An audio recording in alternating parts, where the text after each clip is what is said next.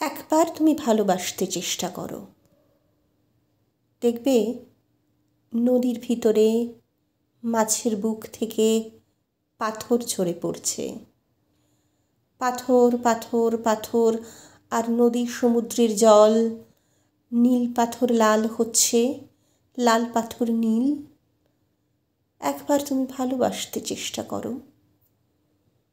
বুকের ভেতর কিছু পাথর থাকা ভালো, ধ্বনি দিলে প্রতিধ্বনি পাওয়া যায়।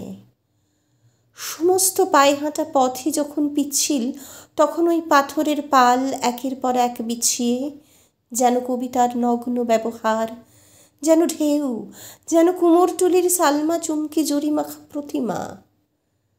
বহুদূর হেমন্তের পাঁশুটে নক্ষত্রের দরজা পর্যন্ত দেখে আসতে পারি।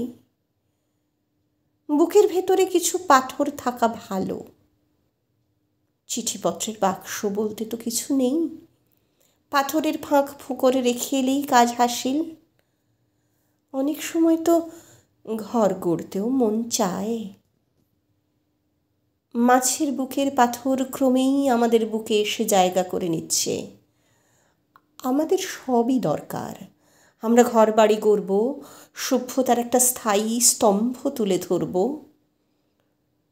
রূপলি মাছ পাথর ঝরাতে ঝরাতে চলে গেলে একবার তুমি ভালোবাসতে চেষ্টা করো।